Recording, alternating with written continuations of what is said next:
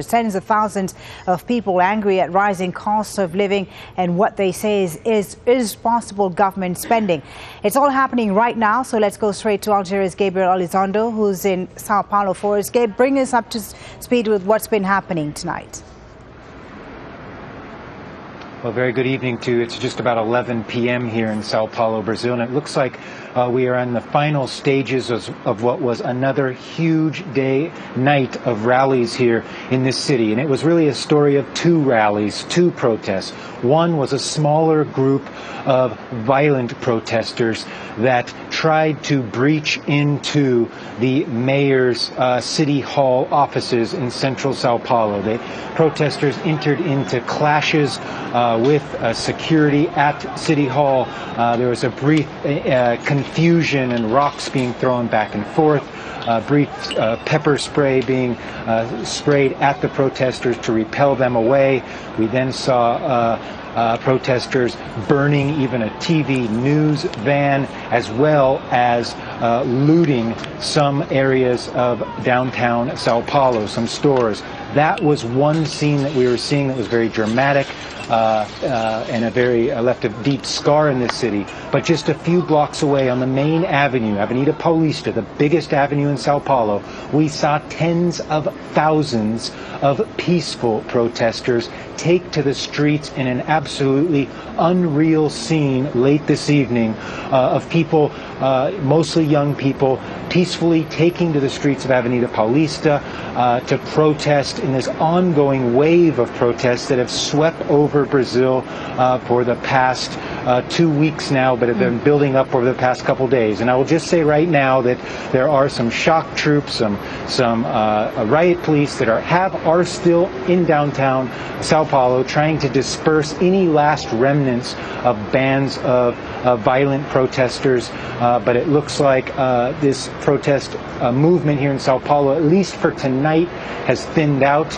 and we'll have to see how it picks up again, perhaps tomorrow. Gabe, the protests were sparked by the hike in transport fare, but if they've now grown into something bigger, it seems. There's a lot of anger in Brazil right now. There is a lot of anger, and it was started by the spike in the bus rates, as you say, but it has gone way beyond that now. And what it really is Brazil has become this, big emerging power now, and a wealthy country, the sixth wealthiest country in the world, spending tens of billions, hundreds of millions of dollars on new stadiums for the World Cup and Olympics. There's really been a youth movement that's been sitting by peacefully and quietly for the last few years, but has just exploded. And what's interesting now is that you're seeing a cross-section of society now that are sort of applauding this protest movement by the youth quietly from the sidelines. These are people that feel like, what's in it for us?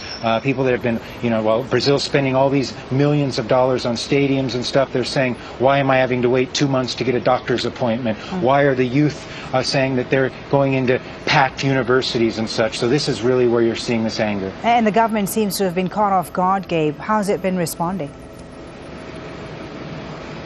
They have been caught off guard, no doubt about it. Dilma Rousseff did speak earlier today saying that she supported peaceful protest and showed a strong democracy. But clearly, this has almost gone bigger than anyone could have ever imagined. And Brazilian officials are really, really struggling, it seems, to figure out how to deal with it. So, Gabe, you wonder what the government's going to do next if these protests continue? Well, one thing that sparked this protest, as we've been reporting now, is that this spike in the public transport rates. And so one thing that could be done is say that they're going to revoke that, which here in Sao Paulo, the mayor and governor have said that they do not plan to do that. But what's gone on here is something bigger now, and that I spoke to a lot of the protesters. I just got back from there about half an hour ago, and they were saying this is bigger now. This is almost bigger than they could have ever imagined, and that they think that they want this to go on way beyond even this bus fare issue until they see substantive investments in education and health that the protesters say they don't see. And so where this goes from here, the bottom line is nobody knows, and anybody who says they do know is probably lying, because these are really unprecedented times here in Brazil. Haven't seen anything like this for over 20 years here. But one thing is very clear, that these protests seem to have no end in sight.